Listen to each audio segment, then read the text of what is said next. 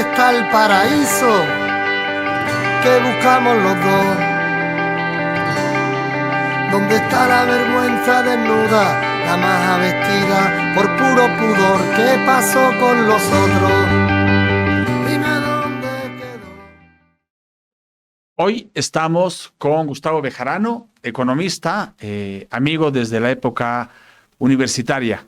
Gus, bienvenido a Verdades Convencionales. Gracias, es un placer estar contigo de tantos años que nos conocemos y hacer una conversación, esperemos, interesante para todos tus seguidores. Gus, como sabes, este programa está bajo el paraguas de la Fundación Ciudad. Compartimos pues un cariño, una mirada común de lo urbano, de lo local, del territorio. Me parecía súper valioso tenerte en el programa para hablar así, sin una agenda cerrada, un poco de los grandes desafíos que se tiene ahorita desde los territorios, desde los ámbitos municipales, desde las ciudades. Una de las primeras propuestas o de las principales propuestas del gobierno de Rodrigo Paz fue esta propuesta del 50-50, ¿no? Sabiendo que muchos municipios, sobre todo municipios en departamentos productores de hidrocarburos, han visto caer sus ingresos en más del 50%, ¿no? Y alcaldías como las de Tarija, que sus ingresos en los últimos años han caído a menos de la mitad.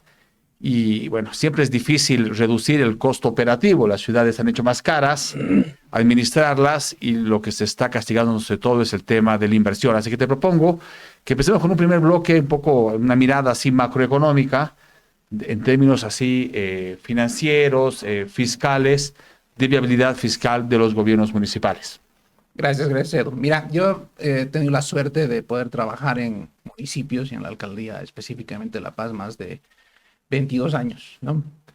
Yo he entrado desde ser un técnico en el Consejo Municipal y he ido subiendo hasta llegar a ser oficial asesor de la última gestión de Luis Revilla, ¿no? Y he conocido, digamos, de primera mano todas las áreas estratégicas, operativas de una gestión municipal grande, importante, entre una de las primeras de Bolivia, como es La Paz, por ejemplo, ¿no? Y después de esto, que ya he hecho otros temas de investigación, de consultoría ya de manera independiente, he visto justamente uno de los grandes problemas al plantear este tema del 50-50, que tiene que ver con la viabilidad fiscal de los municipios, ¿no? Porque un estudio de Jubileo que sacó el año 2025 el doctor Barja señala que apenas de los 343 municipios, en total 5%, un bajísimo porcentaje, tenía la posibilidad de tener más del 20% de sus ingresos de manera propia, es decir, que recaudaban de manera propia. No dependía concretamente del nivel nacional. Ya. Todos los demás dependen del nivel nacional. Y el nivel nacional básicamente estaba anclado en el IDH, en los hidrocarburos, obviamente en la distribución de los otros impuestos, pero el más fuerte el IDH. ¿Qué pasa cuando se cae esa renta?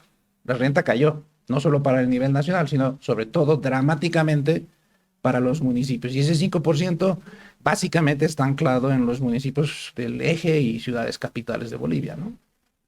El caso de El Salvador, en los últimos años también hubo un proceso de reconcentración de los gobiernos municipales, ¿no? Eran como lo que eran municipios se volvieron distritos y finalmente volvieron a una lógica de mayor tamaño, digamos, de viabilidad económica. Ese documento lo he visto de la Fundación Jubileo. Básicamente ellos plantean que de pronto 40 municipios con suerte son, en los 6 ámbitos de análisis que plantean, serían viables, y los otros, pues en principio, no hay la capacidad o de recursos humanos, ¿no?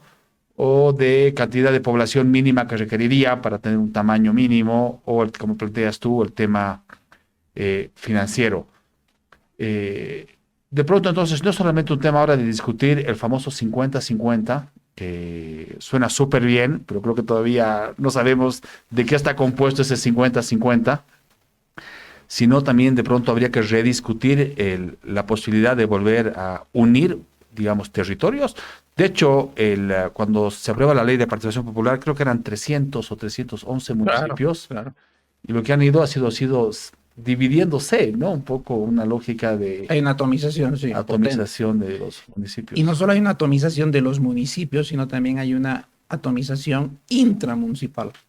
Si tú cuentas, haces un conteo de las juntas vecinales o las OTBs dentro de los municipios, te vas a dar cuenta que desde el 1994 a la fecha también han ido atomizándose todas las OTBs, ¿no? Entonces ha habido más cantidad de distritos, ha habido más cantidad de macrodistritos y más juntas vecinales. Las juntas vecinales han terminado fracturando, atomizando, ¿no?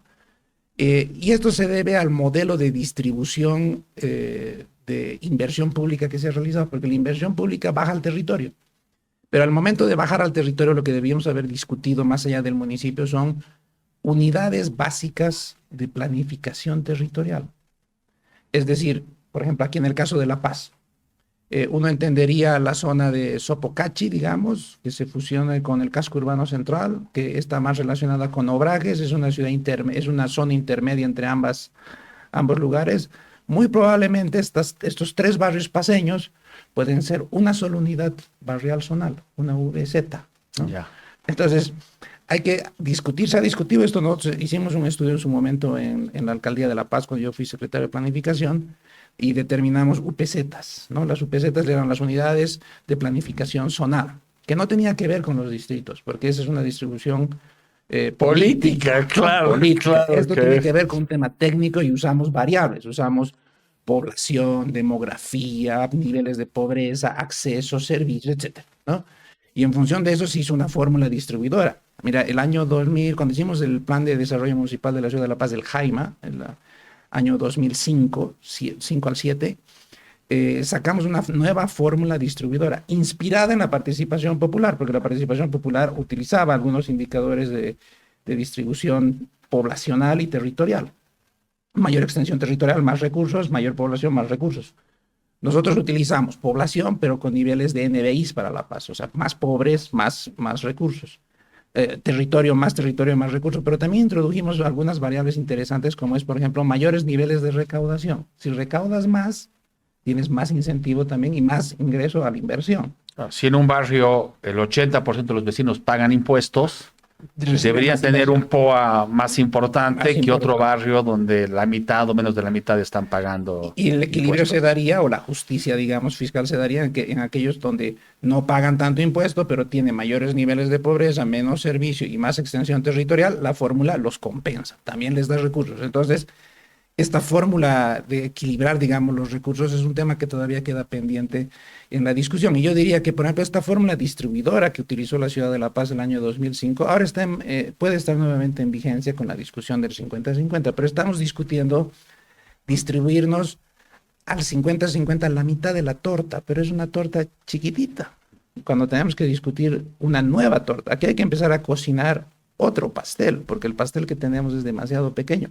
El Estado se lleva ahorita el 75-80% de toda esa torta. El gobierno nacional, dice. Gobierno nacional. Ha habido un proceso de concentración de los ingresos los últimos 20 años, completo. sin duda. Mira, Pero también ha habido pereza fiscal del ámbito subnacional, ¿no? pero han estado atados, ¿no? Los han atado de manos, ¿sabes? Ha habido esta reforma constitucional para que los municipios puedan, y la ley, ¿no? Esta ley que sacaron en el anterior gobierno para que los municipios puedan empezar a cobrar impuestos.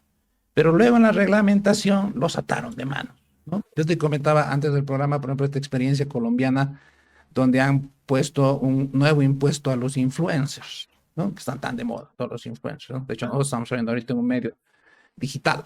Entonces, en Colombia han definido qué es un influencer, ¿no? El que tiene tal número de seguidores, máximo, ¿no? Mínimo, máximo, un rango, listo. Ese es un influencer. ¿A quién le paga impuestos? Al Estado, a la alcaldía, ¿no? A Bogotá, en este caso, en el ejemplo. Entonces, por ejemplo, ¿por qué no se aplica aquí en Bolivia? Porque este rubro, por ejemplo, el generador de contenidos es un actor económico. ¿Está facturando? No necesariamente. Por su servicio no factura, ¿no? Entonces, o sea, sí está facturando en el sentido de que una parte de la torta que iba a comunicación, a periodismo tradicional, los influencers actualmente sí están facturando, pero no facturan, digamos. O sea, sí están generando ingresos. Pues generando ingresos muy potentes, pero no le dan a la ciudad, ¿no? O al país, en términos tributarios, no le retribuyen. Entonces, es parte también de esta informalidad. Y las ciudades han absorbido la informalidad. O sea, hay una informalidad tan potente en el país. El último estudio del OIT menciona que estamos bordeando el 85% de informalidad en la economía boliviana. Y toda esa informalidad está absorbida en las ciudades. Mira lo que ha pasado aquí en la ciudad de La Paz con este bloqueo de los 52 días. No hay plaza, no hay un barrio en la ciudad de La Paz, una plaza que no esté llena ahorita de comerciantes tratando de vender sus productos para recuperar la pérdida que han tenido de los 52 días de haber cerrado. Fíjate cuántos locales se han cerrado. Más de la mitad, te diría yo, casi el 70% Sí, de los locales formales se han cerrado aquí en la ciudad de La Paz. Somos capaces de dimensionar el daño económico que Terrible. ha generado. Claro, ha sido una cuchillada mortal para la economía paceña, alteña, y eso todavía se va a sobrellevar. Es difícil, ¿sabes qué? Es muy fácil sacar el comercio a la calle.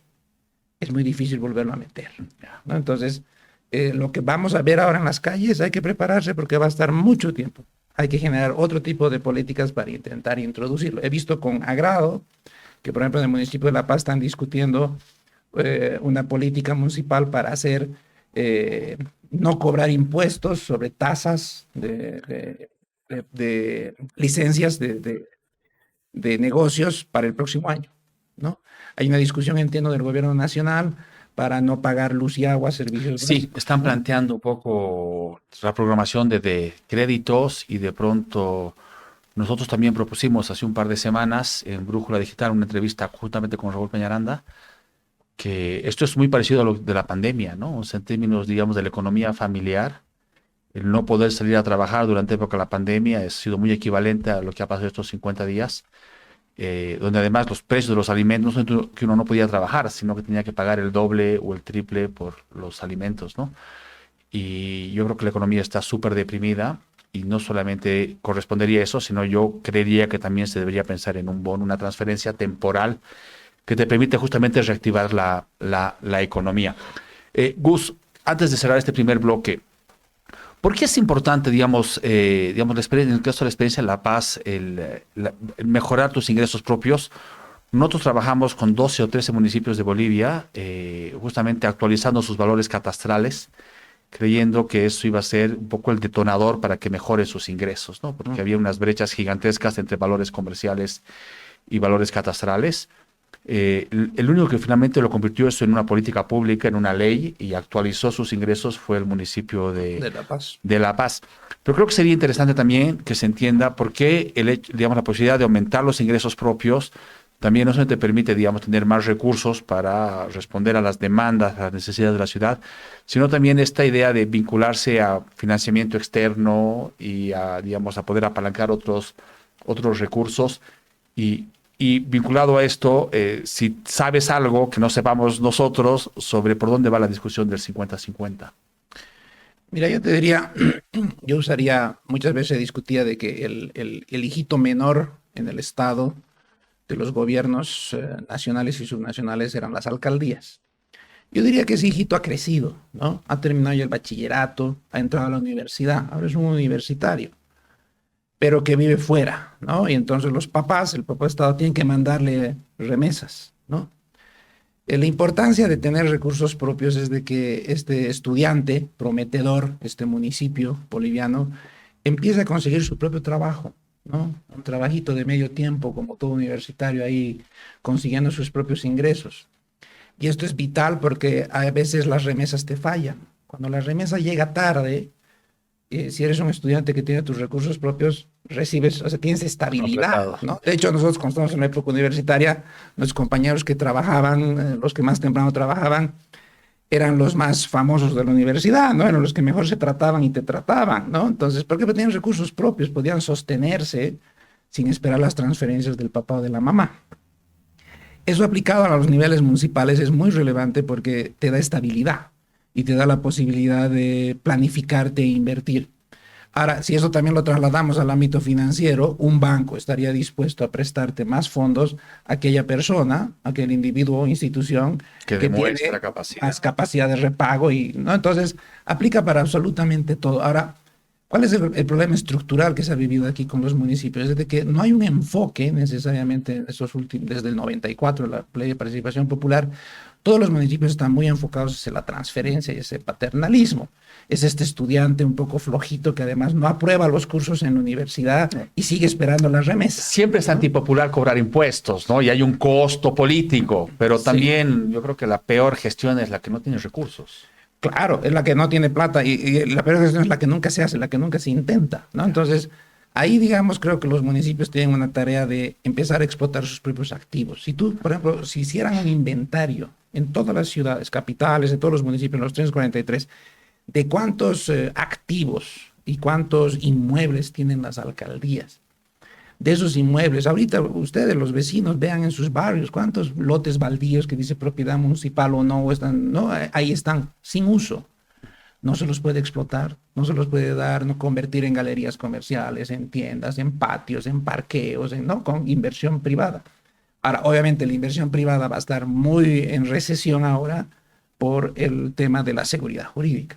Y esa seguridad jurídica ya no depende de este joven universitario alcaldía que estudia afuera. Depende de su papá y de su familia que le brinde seguridad.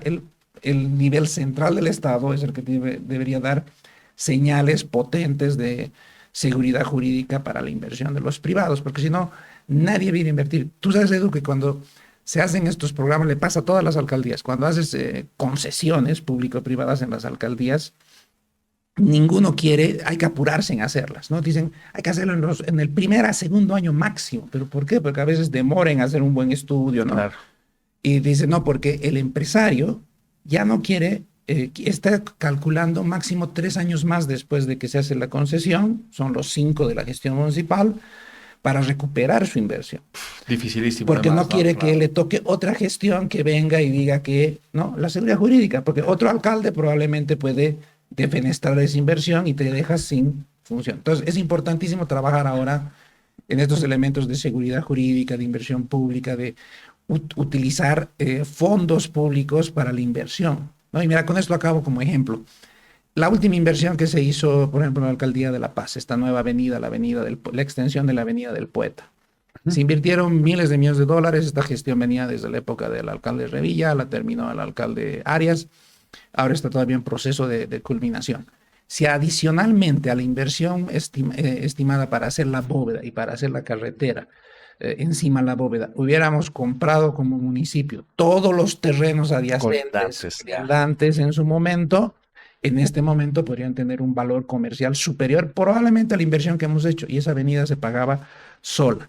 En cambio, en este momento estamos peleando. Si yo me vine en teleférico aquí a tu estudio y tú ves, están ya las calaminas avanzando de los privados, propiedad privada, están avanzando al ras de la avenida, han aparecido nuevos dueños, ¿no? Porque esos lotes que estaban al borde del río ahora están con bóveda y con una avenida con pavimento rígido, que su valor obviamente comercial ha subido. Ese ejemplo se aplica a todo en las alcaldías que no están explotando. En su momento, tú conoces bien este proyecto, porque en su momento creo que tú también trabajaste en esto.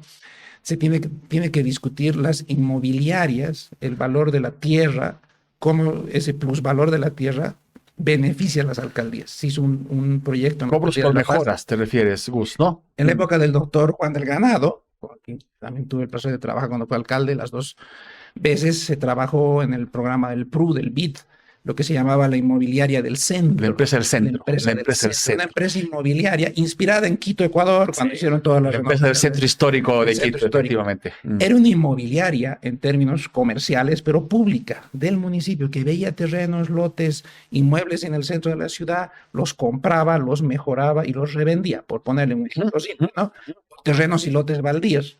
O les, digamos, refuncionalizaba casonas antiguas en cascos viejos, que sean o viviendas, pero digamos monoambientes para temas de cultura o para temas de mercados, justamente para revitalizarse los centros deprimidos o degradados. Ahora, esos temas deberían discutirse, más que entrar a discutir cuánto me toca de la torta del 50-50, que es un tema político, ¿no? O sea, ese es un tema más que técnico, porque hay que entrar a lo técnico, a la matriz de distribución de competencias, a la famosa matriz competencial. ¿Qué competencias tengo y si está o no financiada?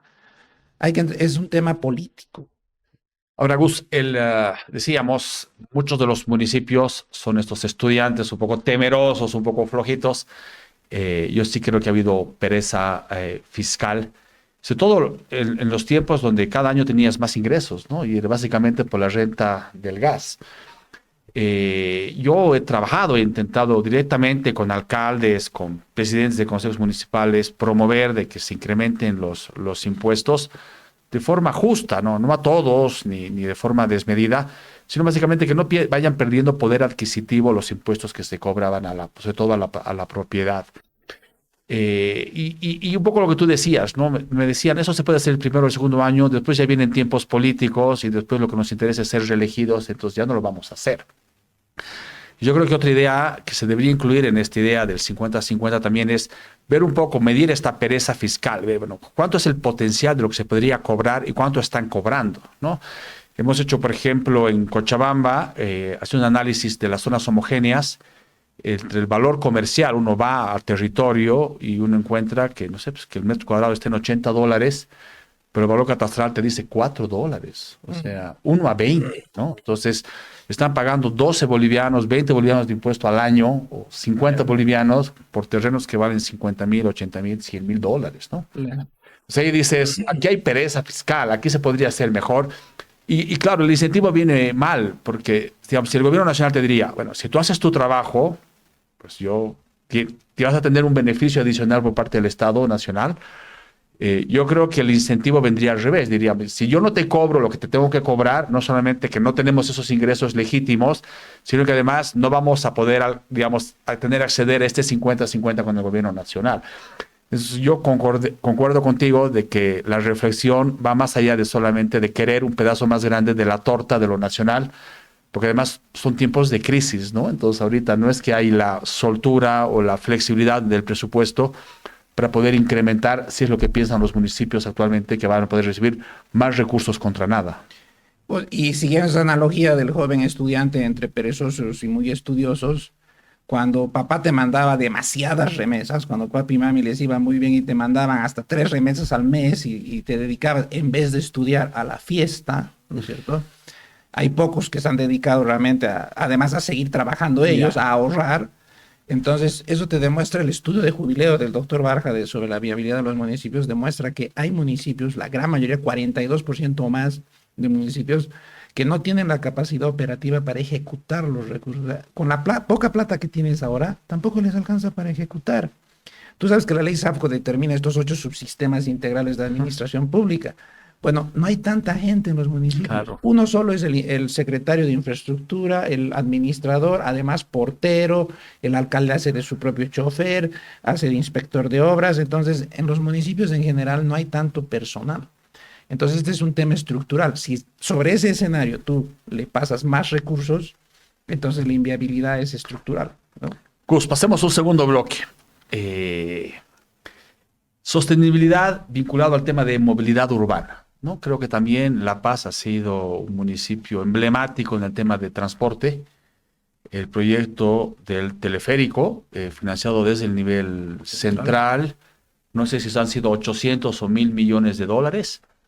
Y el proyecto del Pumacatari, ¿no? En algún momento alguien decía que el gobierno nacional iba a financiar teleféricos hasta ganar la alcaldía, y el rato que ganan la alcaldía iban a ser más Pumacataris, porque en realidad son más versátiles, son mucho menos costosos y tienen la posibilidad, pues digamos, de integrar muchas más zonas de la ciudad. ¿Cuáles son los desafíos? ¿Por qué finalmente, pese a estas inversiones, todavía el 90% o el 95% de la población en el área metropolitana de La Paz y el Alto se siguen moviendo en sistemas tradicionales y bastante precarios que son los minibuses? Yo te diría que falta un enfoque más integral sobre el tema del transporte y la movilidad urbana, ¿no?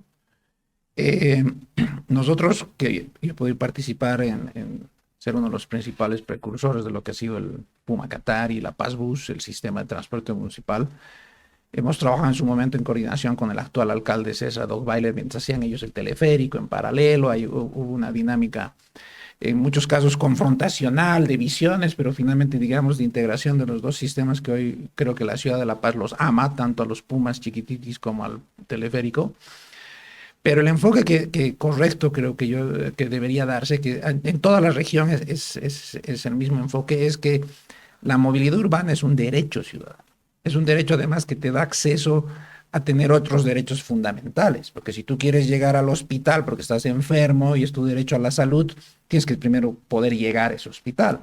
Si quieres ejercer, mandar a tus hijos al colegio, el derecho de tus hijos a estudiar, tienes que poder llegar a ese colegio. Entonces, el transporte en la movilidad urbana es un derecho fundamental. Ese es un elemento. El segundo elemento que yo creo falta todavía seguir evangelizando sobre el evangelio de la movilidad urbana es de que la movilidad urbana y el transporte es un gran potenciador y dinamizador de la economía. Miren lo que nos ha pasado ahora en la ciudad de La Paz, el Alto y en la zona metropolitana. ¿Cuántas horas estamos perdiendo para asistir a una reunión? ¿Cuánto tiempo antes tomábamos para bajarnos a nuestra casa y volver del trabajo o ir al trabajo o ir a una reunión? ¿Media hora? ¿Una hora? Ahora, ¿cuánto tiempo antes estamos saliendo? Estamos correteando, persiguiendo los minibuses y los trufis. Una hora, nos embarcamos entre 30 y 40 minutos. Si es que no hay bloqueo, ahora están bloqueando porque no hay gasolina. Te bajas, vas caminando, otro pedacito teleférico. ¿Cuánta plata gastas y cuánto tiempo destinabas antes ahora? Has perdido tu competitividad, ¿no?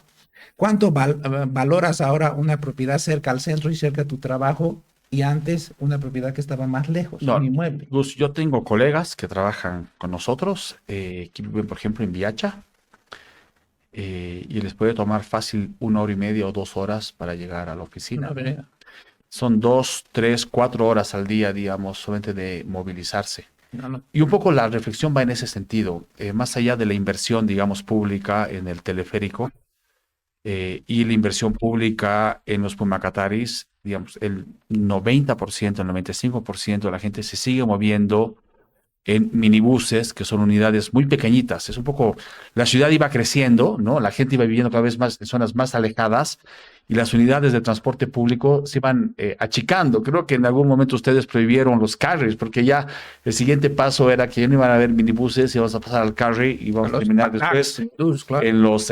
mototaxis, bueno, algo todavía más pequeñito, ¿no? ¿Qué se puede hacer ahí? O sea, ¿cómo hacer que el 50%, el 60% más bien del transporte público pueda pues cumplir estándares internacionales de movilidad, ¿no? Mira, yo creo que ¿Por estamos dónde pasa? en la ruta correcta, pero que han habido falta de inversión, interés y acompañamiento de nivel central. Yo creo que la ruta es el Pumacatari. Yo creo que el sistema de transporte integrado, municipal, es la ruta. ¿Privado o municipal? Yo te diría mixto. Mixto. Ya. ¿En qué sentido? Porque además así se diseñó el sistema integrado de transporte en La Paz, que era un ejemplo de hacer un servicio que sea eficiente, que la ciudadanía lo demande. Creo que eso se cumplió con el Pumacatarí. Y hay que pasar ahora a las rutas alimentadoras. Hay que masificar el servicio, hay que ramificarlo a través de un eje troncal potenciado que te transporte toda la demanda y que se vincule con las laderas y que hagas intercambiadores modales. Tanto con otros buses, por eso Chiquititi es un bus subalimentador en La Paz que alimenta al Pumacatari, que es más grande, y ese bus puede alimentarse del teleférico, ¿no? No te olvides que el teleférico, por ejemplo, tiene una capacidad de transportarte entre 6.000 a 8.000 pasajeros hora. Un sistema de buses, un tronco alimentado como el Pumacatari, diseñado, armado, con carriles exclusivos, puede transportarte hasta 45.000 personas hora. Y Claro, el costo es muy bajito. claro.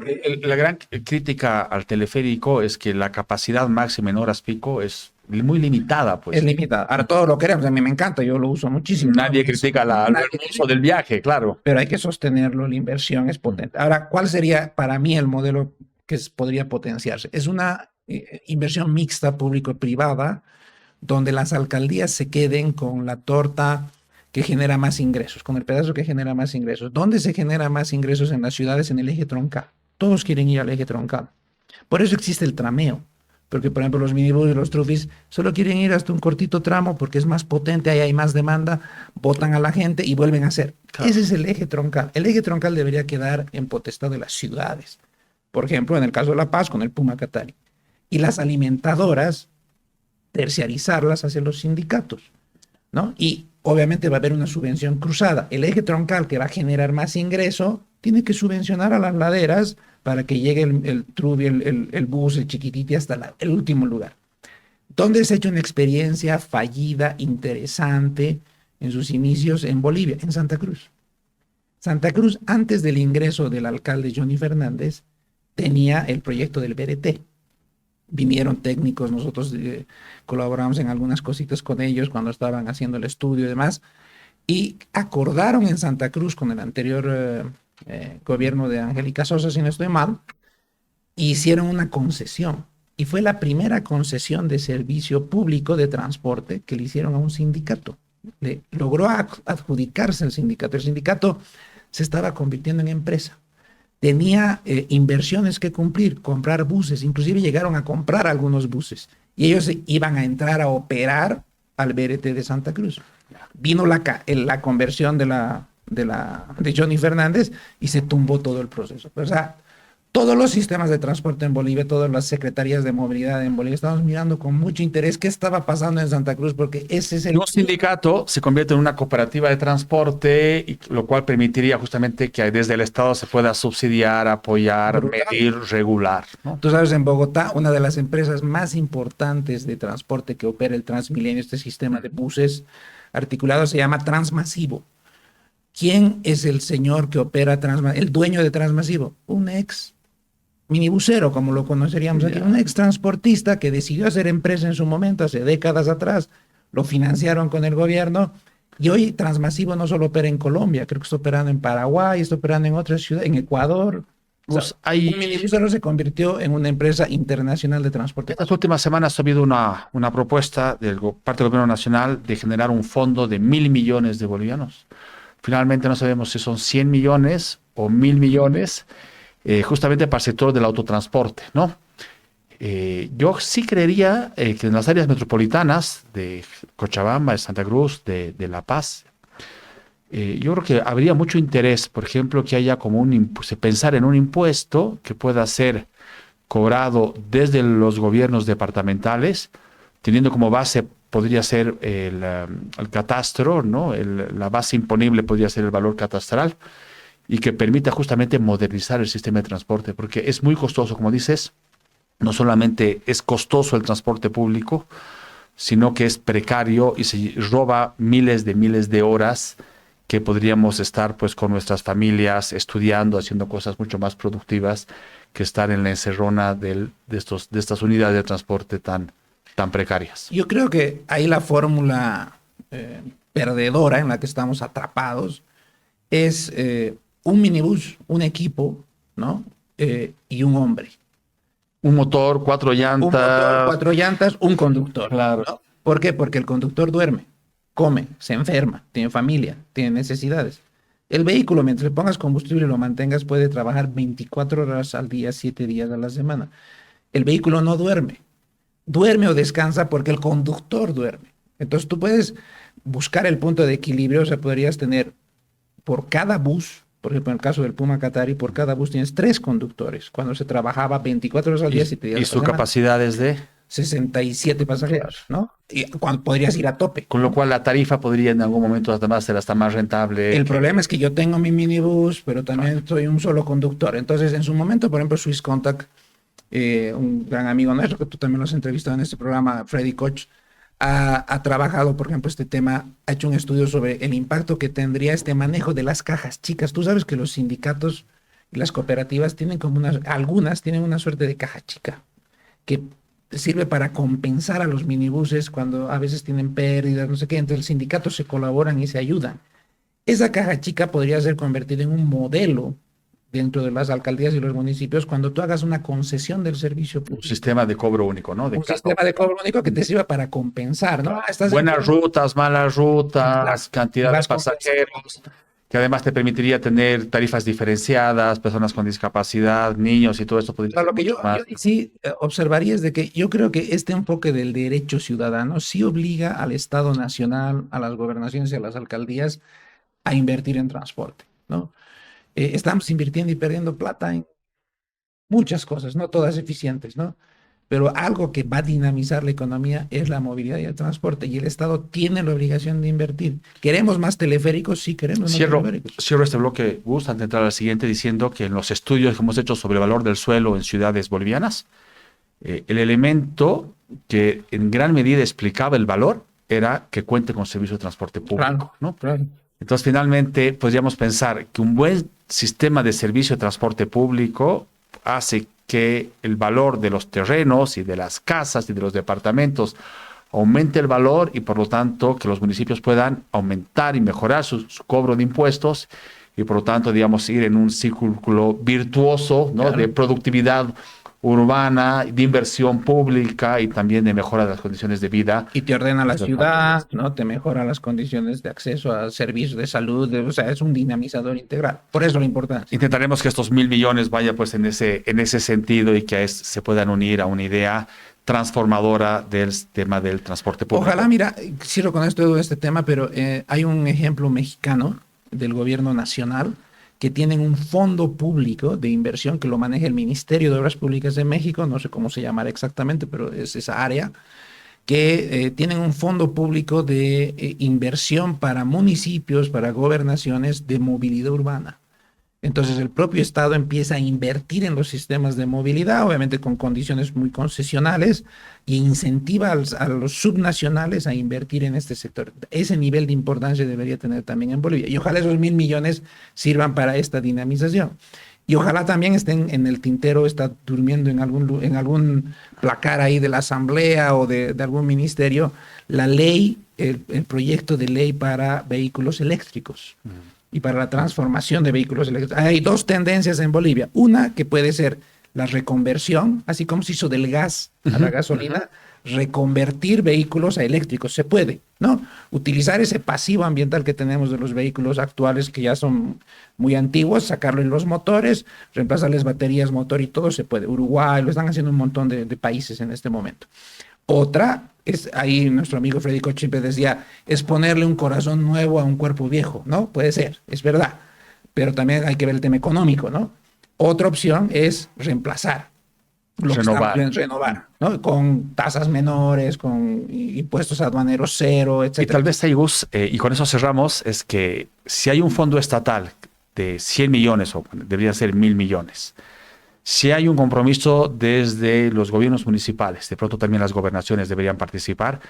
El tercer actor puede ser el sector privado, de estas cooperativas, estos sindicatos del transporte, porque ellos tienen un activo que no está monetizado, que es su derecho de circulación. En otros países, en Nueva York o en ciudades de México que yo conozco, tu derecho a circulación vale igual que tu taxi, ¿no? O que tu minibús, o que tu unidad de transporte. Puede valer 10,000, 15,000, 20,000 dólares, ¿no? Tu licencia. Entonces, muchas veces para un banco, tú con este derecho puedes ir y renovar tu vehículo, ¿no? Sí. Y sacar un crédito a 8 años o a 10 años. Sí, sí, sí. Entonces, de lo pronto... puedes heredar también, ¿no? En muchos casos se hereda. En Ecuador que lo hereda. Y lo puedes comercializar, y lo puedes hipotecar, y lo puedes dar en garantía por unidad financiera. Entonces, de pronto, lo que se trata ahora es justamente de ver, digamos, el nuevo modelo que podría juntar este fondo, la posibilidad de que se monetice este valor, que es este derecho de circulación en Santa Cruz, en La Paz, en las ciudades importantes en Bolivia. Y finalmente, como dices también, finalmente si es un derecho y eso va a mejorar la productividad de la ciudad, pues sin duda que también podría haber una inversión pública desde lo local, ¿no? Sí, sí, sí. Y el incentivo va a ser ahí también darles mayor seguridad, porque estas inversiones son de largo plazo. Si no entra el Estado central a dar esa garantía, nadie se va a animar. Nadie. Tercer bloque, Agus, te propongo el tema de residuos sólidos, ¿no? Las ciudades han crecido, en algún lugar de la ley establece que no puedes tener un relleno sanitario fuera de tus límites municipales, pero creo que somos muy poco eficientes en la gestión de la basura. Ciudades grandes, pero también las ciudades intermedias creo que tienen todavía más dificultades para resolver el tema de la basura. ¿Qué ves ahí? ¿Cuáles son los desafíos? Mira, lo que siempre se ha dicho que este es un desafío metropolitano y es verdad, es decir, no lo vamos a arreglar solamente las ciudades, ¿no? Solo Cochabamba, solo Santa Cruz, solo La Paz, son sus regiones metropolitanas en las grandes ciudades, que son las mayores generadoras de residuos. Eso es un primer elemento.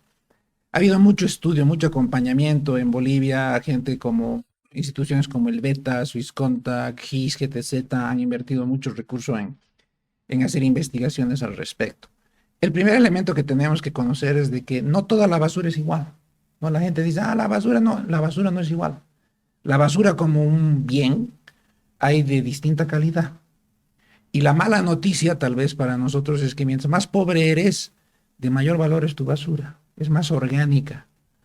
Los más ricos, si compararas un barrio de La Paz, pobre, digamos, y sacaras su basura, y luego te vas a Estocolmo, Suecia, y sacas su basura del barrio más caro, en el barrio pobre, ¿qué vas a ver? Muy probablemente mucho orgánico.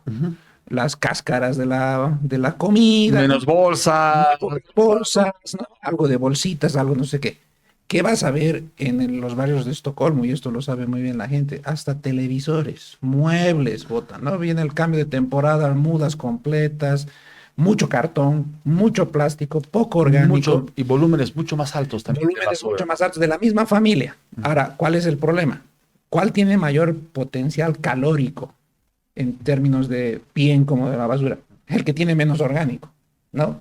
El orgánico te sirve para hacer compostaje, sí, puedes hacer plantas de compostaje, plantas de biogás, etcétera, ¿no? Por ejemplo, en el caso de La Paz, en Mayasa se tiene una planta municipal de biogás, de compostaje, que se está trabajando una plantita. Hay una planta clasificadora de residuos, lo tiene el Alto, una planta hermosa que está ahí casi seminueva, y una planta en el caso de La Paz, por ejemplo, que separan los residuos. Pero a lo que me voy es, la basura no es igual. Hay que hacer un estudio. Yo veo que muchos alcaldes se entusiasman y dicen, vamos a monetizar toda la basura y vamos a quemar todo. No se puede quemar todo. Eso es un error. Hay que hacer el análisis de la calidad de la basura y verificar qué se puede hacer y qué no se puede hacer. ¿Se puede aprovechar casi el 100% de la basura ahora con la nueva tecnología? Se puede. Hay plantas que han evolucionado ahora, filtros que antes no se tenía hace 10, 15 años atrás. La tecnología ahora nos permite, se puede, ¿no? Hay una asociación ahora en todas las ciudades latinoamericanas. Aquí se hizo un primer borrador entre Sobosa y la Alcaldía de La Paz, donde las cementeras, por ejemplo, que tienen estos hornos tan potentes, estos clinker, que se alimentan de gas y demás, también están alimentándose ahora de los famosos sederes, de estos residuos de la basura. De hecho, tienen un mandato, ¿no? Porque cada vez van a recibir menos gas, porque hay menos gas y están obligados a tener que modificar su fuente. Sí, claro. Y además, bueno, todavía en Bolivia el gas es relativamente más barato, en la región está más caro, también por eso los incentivos de las cementeras en la región de reemplazar esos residuos. ¿Pero a qué me refiero? Hay un mercado. En Bolivia ahorita existe un mercado de la basura, pero no se la procesa. Por ejemplo, las botellas PET se las lleva a Perú, ¿no? Las llantas se las lleva a Perú. La chatarra sale por Perú, por Chile, ¿no? Entonces no se la está procesando. Muy poco se procesa aquí todavía. Hay mayoristas, eso es lo que tenemos. Hay asociaciones de recicladores, recolectores, unas más organizadas que otras, que venden a mayoristas, todos en un sistema muy precario. Esos mayoristas te revenden o exportan o sacan afuera. En Bolivia, tal vez una de las empresas más potentes que está trabajando, que está en Santa Cruz, que se dedica a hacer envases, que estaba Papel Bol, que estaba estas empresas de envases, por ejemplo, que hay en Santa Cruz, privadas, son las que están demandando mayor recurso. Pero también hay otros residuos que ya no sirven, o sea, que han caído su valor. Por ejemplo, la gente se esmera mucho, y con eso no quiere decir que no lo hagamos, en el vidrio, ¿no? Todos separamos nuestra botellita de vidrio, la ponemos en algún lugar. Es más barato. La mala noticia es que el vidrio ha caído tanto que es más barato ahorita producir una nueva botella que romperla. ¿Cuál es el valor más grande que tiene una botella de vidrio reciclada? La que no la rompes. Porque se usa en el mercado negro para hacer copias de bebidas, ¿no? Y si viene con la tapita vale el doble. Así funciona. La botella de vidrio ahorita es un gran problema en los botaderos, no saben qué hacer. No se está utilizando para mezclarlo con cemento. Bueno, las alcaldías tienen que trabajar en un sistema integral, obviamente, de modernización. ¿Por qué ningún municipio en Bolivia, digamos, obliga a la segregación de la basura en origen?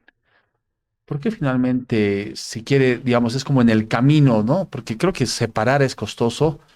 Y muchas veces no nos damos cuenta que el costo, digamos, no es solamente el de gestión. Hemos evaluado varios proyectos de gestión de residuos sólidos, no solamente en Bolivia, sino en otros países. En Perú hemos evaluado como 15 proyectos de rellenos sanitarios. Uno termina hundiendo los costos justamente de la construcción de los rellenos sanitarios, ¿no? Y que deberían durar, digamos, 10 años.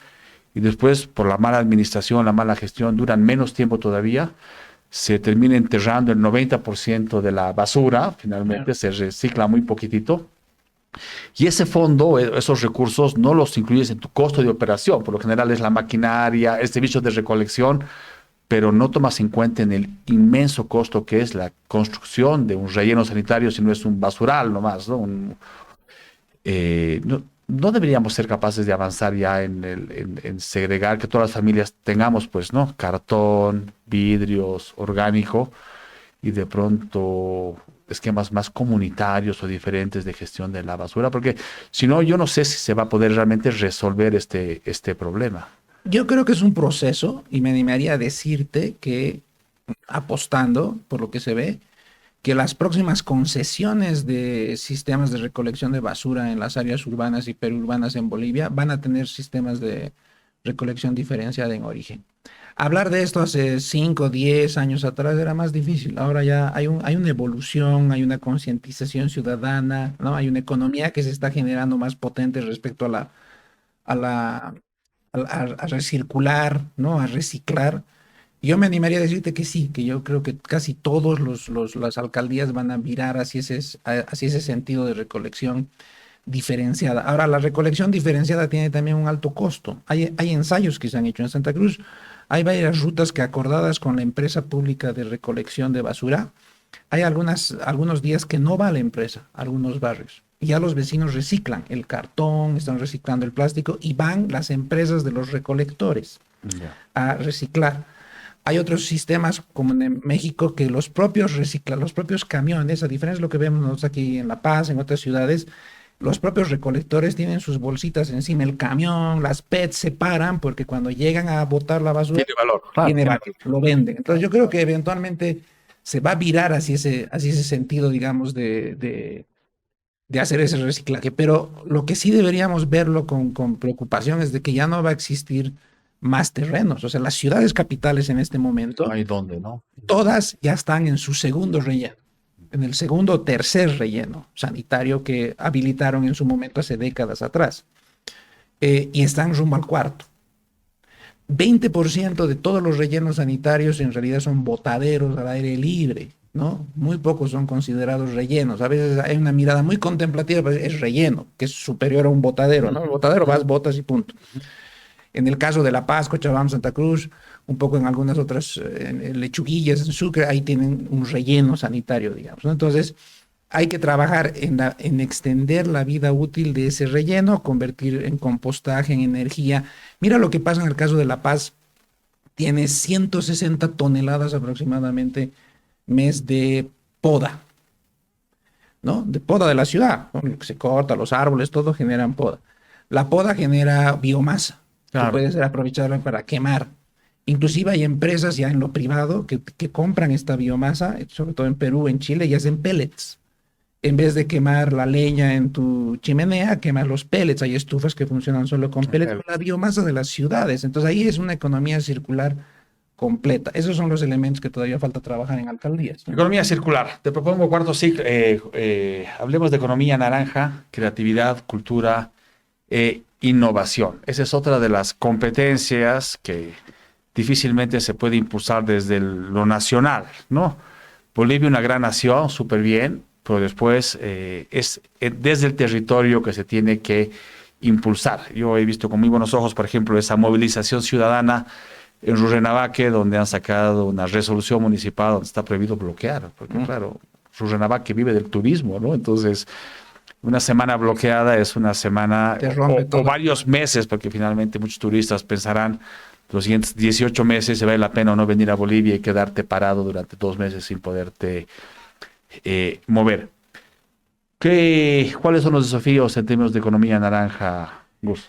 Yo creo que como en el caso de la movilidad urbana, la economía naranja todavía es poco visible para la gente, ¿no? No todos entienden que el conocimiento, el tema digital, el tema de la moda, por ejemplo, ¿no? El arte genera ingresos, genera divisas, mueve la economía, ¿no? Creo que todavía tenemos una visión un poco retrasada en ese sentido de que esto no genera economía, ¿no? Hay ciudades enteras que se mueven en torno a la economía naranja y que las ciudades en Bolivia deberían pretender además movernos en ese sentido, ¿no? De de generar, por ejemplo, distritos creativos, ¿no? Distritos donde puedas hacer actividades nocturnas, diurnas, de arte, incentivar el comercio alrededor de del arte, actividades digitales, ¿no? Que tengas acceso, conectividad, todos esos. La gastronomía es parte de la economía naranja, por ejemplo. La moda es parte de la economía naranja. O sea, hay varios elementos que tienen que ver con la economía naranja. Y un elemento central que costura, que potencia, que unifica la economía naranja son los derechos de autor.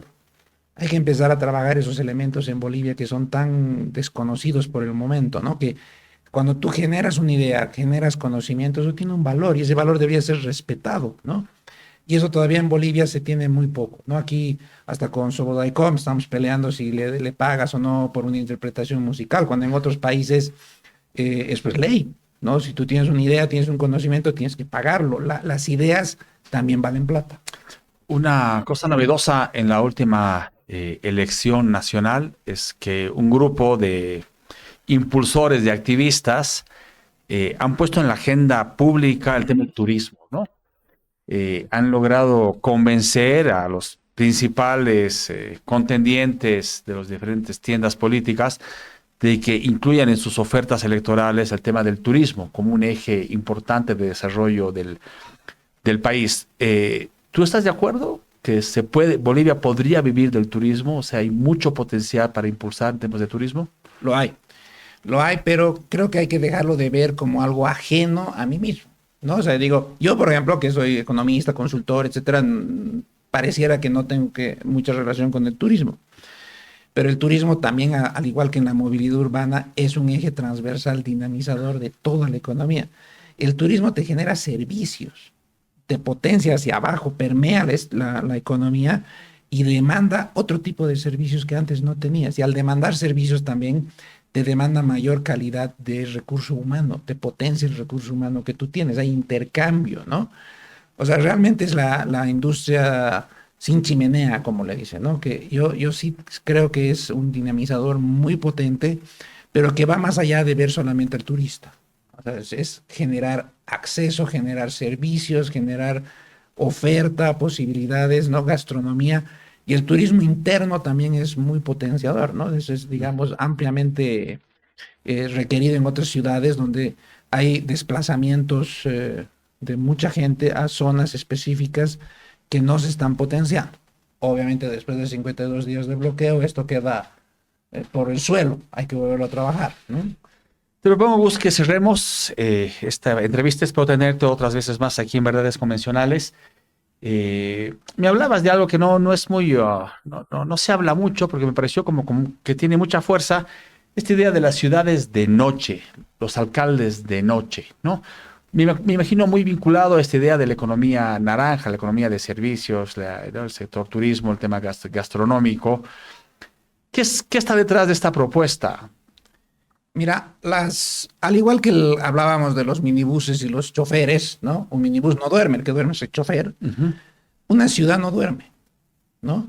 Los que duermen son las personas que habitan la ciudad, pero no todos. Hay una cantidad de gente que trabaja de noche. Hay mucha gente que tiene turnos nocturnos, no solo en ámbitos de entretención, clubs, discotecas, ¿no?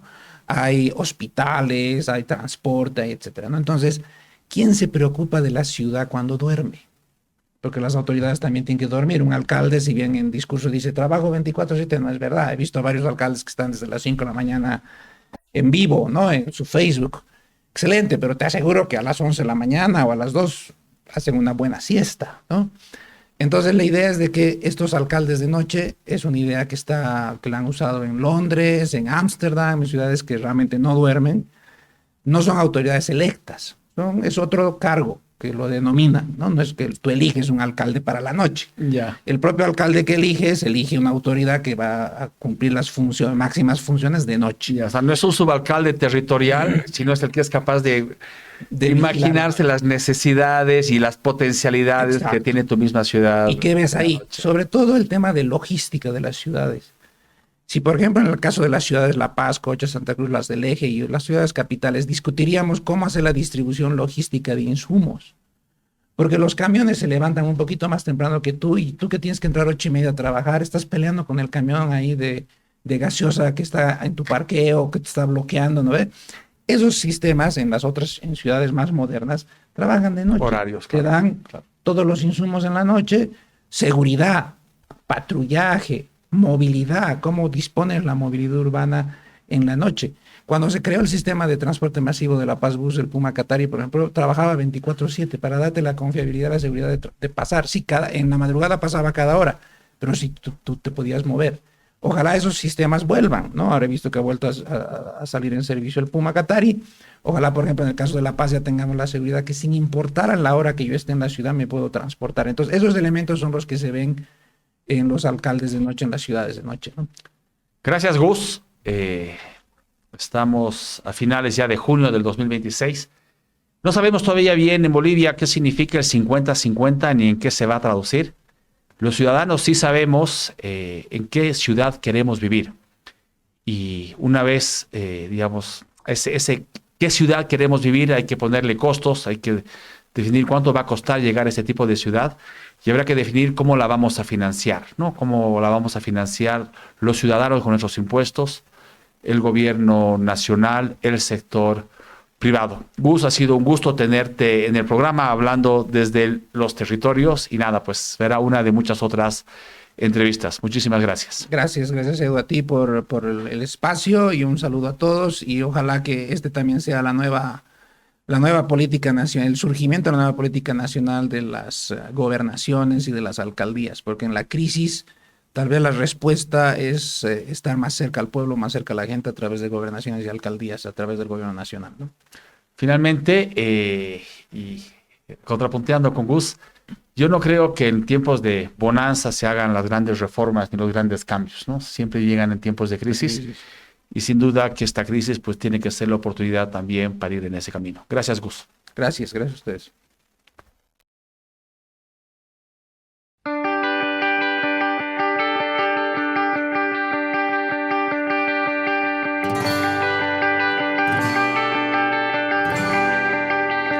¿Dónde está el paraíso que buscamos los dos? ¿Dónde está la vergüenza desnuda, la maja vestida por puro pudor? ¿Qué pasó con los otros?